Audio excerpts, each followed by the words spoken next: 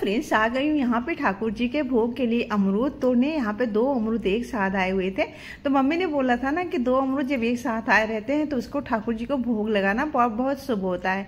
तो मैं वही तोड़ने के लिए आ गई थी।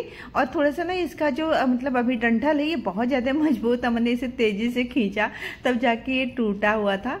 और ये देखिए मतलब एक साथ तो कैमरा पकड़ रखी थी और मतलब एक साथ हम यहाँ पे तोड़ रहे थे, तो मैंने दोनों को तोड़ तो दिया है। और इसके बाद दिखाती हूँ कि मतलब कितना बड़ा बड़ा ये अमरूद है। देखिए अभी मुझे लग रहा है थोड़ा और बड़ा होता, लेकिन आज भोग के वजह से मैंने इसे तोड़ दिया है। और देखिए आम एक गुच्छी भरा है, एक में 5 आम है बड़े छोटे मिला करके।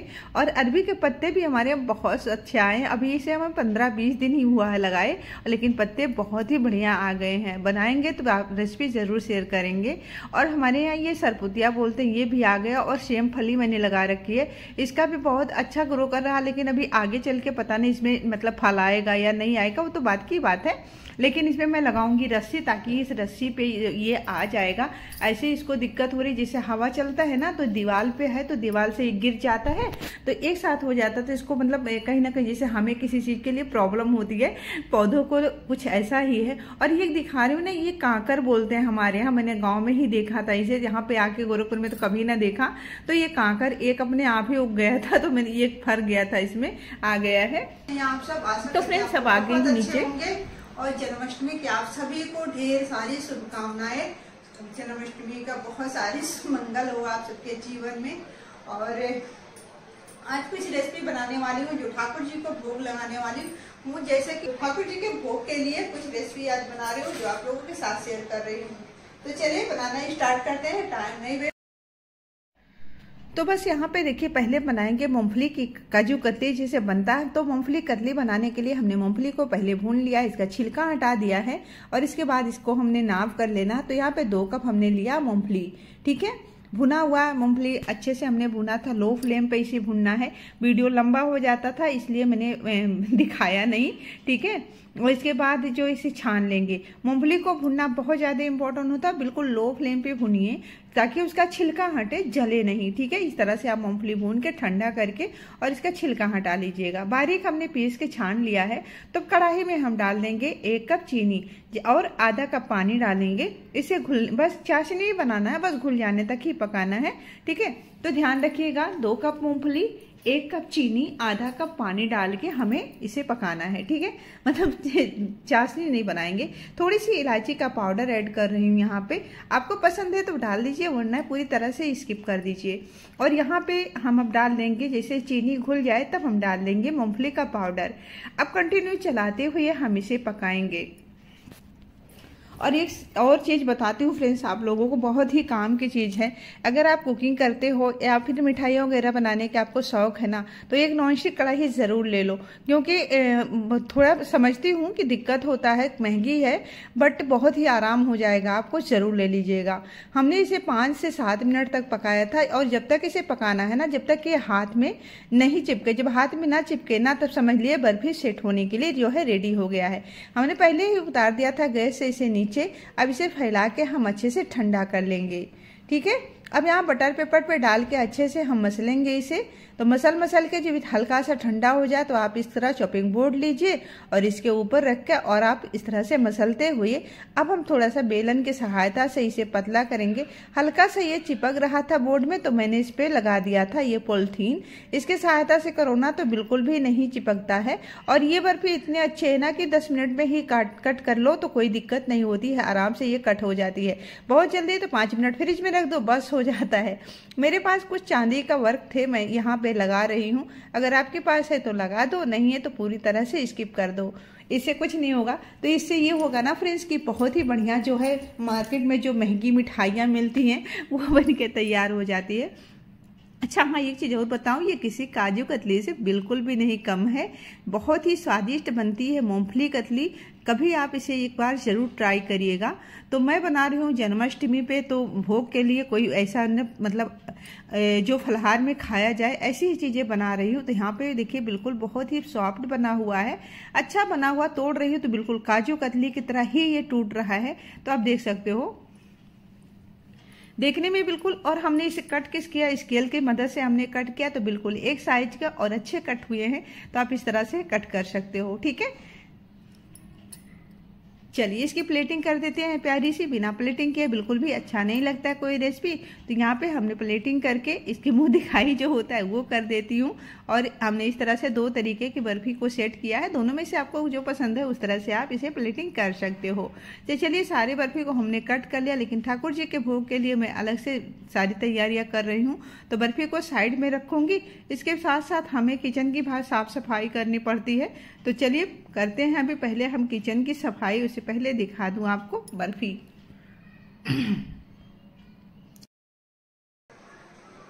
तो फ्रेंड्स देखिए ये बना है आज मूंगफली की बर्फी, मूंगफली कतली। आप मतलब कभी होता है ना कि कोई चीज थोड़ा सा डिफरेंस करके बनाए। भी 2-3 दिन पहले मैं बनाई थी काजू कतली, तो मैंने कहा चलो मूंगफली कतली बनाती हूँ और ये उससे ज्यादा अच्छा दिख रहा है। बट अभी ठाकुर जी के भोग लगाने के बाद ही जब खाएंगे तो पता चलेगा कि कैसा है। लेकिन हाँ, देखने में बिल्कुल मार्केट जैसा और बहुत ही अच्छा। इस तरह से आप सस्ते में ढेर सारी मिठाइयाँ बना सकते हो। और ये वाला जो बनाने में ना बिल्कुल भी टाइम नहीं लगता है, बहुत ही जल्दी से बन के तैयार हो जाता है। तो एक मिठाई हमारी बन गई है। दूसरी के लिए हम पहले कढ़ाई को साफ कर लेंगे, क्योंकि नॉनस्टिक कढ़ाइयाँ जो होती है ना बहुत ही अच्छा होता है। आप जरूर इसे, अगर मिठाई वगैरह बनाने का शौकीन है तो ये कढ़ाई आप जरूर ले लो। थोड़ा सा इधर उधर करके हो जाएगा व्यवस्था। कई बार होता है व्यवस्था के बिना, मैं भी बहुत टाइम बाद खरीद पाई हूँ, लेकिन जब से मैं लाई हूँ बहुत ही मुझे आराम हो गया है। तो चलिए फ्रेंड दूसरी रेसिपी के लिए यहाँ पे आधी कटोरी काजू, आधी कटोरी बादाम और आधी कटोरी किशमिश और 1 कटोरी लिया है यहाँ पे मखाना, और यहाँ पे लिया है 150 ग्राम नारियल सूखा वाला जो हमने कद्दूकस कर लिया है। कढ़ाई में 2 चम्मच घी डालेंगे और इसे सारे ड्राई फ्रूट को हम भून लेंगे। बिल्कुल लो फ्लेम पे भुनेंगे हम, ऐसे नहीं कि हाई फ्लेम पे भुना और ये जल गया, जलने नहीं चाहिए, बिल्कुल अच्छे से क्रिस्पी हो जाना चाहिए, ठीक है। तब हम इसे निकाल देंगे और इसमें किशमिश भी डाल देंगे। किशमिश जैसे ही फूलता है हमें इसे निकाल देना है, गोल गोल हो जाता है। साथ में हमें यहाँ पे मखाने को भून लेना है क्रिस्पी होने तक। थोड़ा सा हम इसे भून लेंगे। जो नारियल भी हमने कद्दूकस करके, मतलब सारी चीज़ों को हमें हल्का हल्का सा भून लेना है, ठीक है। अब मखाना और काजू बादाम हम दरदरा सा पीसेंगे, बाकी चीज़ें नहीं पीसेंगे और कुछ पीसने लायक नहीं है, ठीक है। तो दरदरा सा ही पीसेंगे और सारी चीज़ों को एक साथ मिला देंगे। सारी चीज़ों को एक साथ मिलाने के बाद हमें इसका नाप करना है। तो आपके पास जो भी है कप या कटोरी, इससे नाप कर लो। नाप कर करोगे तब आप चीनी या गुड़ जो भी डालोगे उसे अच्छे से नाप कर लोगे तो सही रहेगा। तो यहाँ पे 4.5 कप हुआ है ड्राई फ्रूट। अब हम कढ़ाई में डालेंगे 1 से 1.5 चम्मच घी और साथ में इसमें डाल देंगे आधी कटोरी से थोड़ी सी कम है, यहाँ पे तिल सफ़ेद वाला डाल रही हूँ। इससे बहुत ही अच्छा टेस्ट आता है, कभी डाल के देखिए। इसे क्रिस्पी होने तक भून लेंगे। इसके बाद हम इसमें डालेंगे गुड़। तो हमने 4.5 कप लिया था ड्राई फ्रूट, तो यहाँ पे 2 कप हम गुड़ ऐड कर रहे हैं। यहाँ पे अगर आप मीठा ज़्यादा पसंद करते हो तो गुड़ थोड़ा सा कम ज़्यादा कर सकते हो, ऐसा कुछ भी नहीं है। और इसे अच्छे से मिक्स कर देंगे। इसे डाल के थोड़ा सा इलायची का पाउडर डाल देते हैं टेस्ट के लिए, अगर पसंद है तो डालिए, वरना स्किप करो। जैसे ही अच्छे से मिक्स हो जाएगा तब हम किसी थाली या प्लेट में इसे सेट कर देंगे, ठीक है। तो पर हमने प्लेट में थोड़ा सा घी लगा के तैयार करके रखा था। अब इसमें इस तरह से हमें सेट कर देना है। थोड़ा थोड़ा सा कट लगा लेंगे। खैर अभी तो फिलहाल गर्म है, 5 मिनट ही लगते हैं इसके ठंडा होने में। और जैसे ही ठंडा हो जाए तब हम इसको दिखाते हैं कट करके कि मतलब कितना सॉफ्ट हो गया। लगभग ये ठंडा हो गया है, तब एक पीस हम काट के आपको दिखा देते हैं कि कैसा हुआ है। ये बहुत ही जल्दी से सेट हो जाता है, लेकिन अभी फिलहाल तो थोड़ा सा गर्म है ये, ठीक है। बस देखिए कितना सॉफ्ट बना है और मुंह में घुल जाने वाला, बिल्कुल हेल्दी है। और हेल्दी के साथ ये बहुत ज़्यादा टेस्टी, ठाकुर जी के भोग के लिए बना रही हूँ तो हेल्दी तो होना ही चाहिए। इसमें हमने कुछ भी ऐसा नहीं डाला है कि जो अनहेल्दी हो। रेसिपी भी बन गई है, बट इसमें ना थोड़ा सा अभी गर्म है तो उतना बढ़िया से नहीं निकल रहा है। जैसे जैसे ठंडा होता जाता है ना ये बहुत इजीली निकल जाएगा। और बिल्कुल ये जो गुड़ से बनता है ना, ये जैसे होता है ना कटकटा होता है, तो उस तरह से नहीं होता। ये गुड़ वाला जो होता है ये सॉफ्ट होता है। हाँ, अगर चाहो तो आप इसको थोड़ा सा टाइट बना सकते हो, लेकिन उतना मजा नहीं आएगा। इसको अगर खाओगे, जैसे कहते हैं ना मुंह में घुल जाए, तो उस तरह की रेसिपी है। आप इसे एक बार जरूर ट्राई करिएगा। चलिए अब ठाकुर जी को भोग लगाने की तैयारी करते हैं, तब तक ये ठंडा हो जाए, बाकी तैयारियां कर लेते हैं, ठीक है। तो ठाकुर जी के भोग के लिए हमारी सारी मिठाइयाँ जो है ठंडी हो गई है। तब हम क्या करेंगे, इसे छोटे छोटे टुकड़ों में तोड़ के, अब एक चट्टा तो इसे नहीं रख सकते, एक मतलब उठा के पूरे चक्की, तो थोड़ा इसे इस तरह पीसों में हम इसे तोड़ रहे हैं। तो और जैसे पहले ही कट लगा दिए थे ना, तो ये तोड़ने में थोड़ी सी आसानी हो रही है। तो ठाकुर जी की अच्छे से प्लेटिंग कर देंगे, थोड़ा सा इसमें गुलाब की पंखुड़ियाँ वगैरह डाल देंगे। तुलसी का पत्ता तो जाएगा ही, क्योंकि भोग है ठाकुर जी का। जो भी मतलब 2 प्लेट में भोग लगाइए, गणेश जी को नहीं चढ़ता है तुलसी जी का पत्ता, तो गणेश जी का अलग से भोग लगा दीजिए, बाकी जो है गुलाब की पंखुड़ियों से सजा दीजिए। उसके बाद फल वगैरह जो भी है धुल कर रखना है। तो ये शाम का वीडियो है फ्रेंड्स। सुबह में मैं थोड़ा सा वही करी थी, तो छत पे मेरा थोड़ा लेट हो गया था, तो मैंने कहा चलो सारे काम मैं शाम में ही करूँगी। तो शाम का पूजा स्टार्ट हो रहा है। और यहाँ पे जो है फल, इसे धुल के ही कभी भी भोग लगाइए तो फल को जरूर धुल के ही लगाइए, क्योंकि बाहर से आता है। अब चलते हैं मंदिर में, ठाकुर जी के भोग की तैयारी करेंगे। पूजा करने भी लगभग 1 घंटे तो जाता ही है, तो अब कर लेते हैं पूजा। और यहाँ पे लाइट की थोड़ी सी कमी थी, तो मैं बोल रही थी लड़के से कि भाई वे थोड़ा सा मेरा भांजा भी आए थे, तो मैंने कहा लाइट यहाँ कर दो, तो वो लाइट लगा दिए है, थोड़ी सी रोशनी आ गई है। आजकल लाइट की बड़ी प्रॉब्लम है, बहुत ज़्यादा लाइट कटती है तो दिक्कत होता है। अब सभी भगवान जी को मैं तिलक कर रही हूँ यहाँ पे। मैं बहुत ज़्यादा, और हमारे यहाँ फ्रेंड्स ना अभी तक कभी मनाया नहीं गया है जन्माष्टमी, तो थोड़ा सा अटपटा सा लगता है। और थोड़ी सी ना मंदिर मेरी इस तरह से छोटी है, तो मुझे कहीं ना कहीं ऐसा लगता है कि नहीं हो पाएगा। लेकिन मैं कोशिश करती हूँ, सोचती हूँ कि मैं भी ठाकुर जी को मतलब लड्डू गोपाल जी को लाऊंगी, लेकिन फिलहाल अभी तो मैं ही नहीं लाई हूँ। इसके बाद बस क्या है, भगवान जी सारे एक हैं, भाव एक होना चाहिए।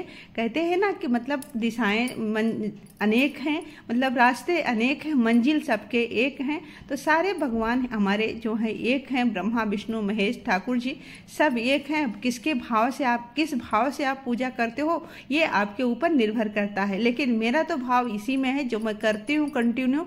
मैं कहती हूँ कि हे ईश्वर, मैं जो कर रही हूँ इसे मुझे कंटिन्यू करने दीजिएगा, इसमें कटौती मत करिएगा। भले ही कुछ और नहीं कर पाऊँ, लेकिन जितना करती हूँ ना, इतना मुझे करने की शक्ति दीजिएगा भगवान जी।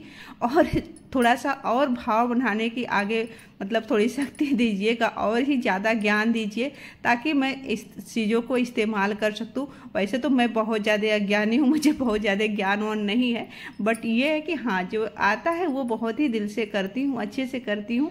तो ठाकुर जी का आशीर्वाद लेके अब आ गई हूँ, वहाँ पे चाय बना रही हूँ, क्योंकि इतने देर से काम में जुटी थी, थोड़ी सी हो रही थकावट। तो मैं, क्योंकि व्रत भी हमारा 2 दिनों से चल रहा है, हम लोग 3 छठी व्रत रखे थे, उसके दूसरे दिन जन्माष्टमी पड़ गया, तो 2 दिनों से व्रत भी चल रहा है। तो थोड़ा सा चाहे कितना भी खाओ पियो, लेकिन थोड़ा सा तो लगता है कि हाँ व्रत है, तो चाय पीने का तो मन है। तो चलती हूँ, अब बनाऊंगी चाय।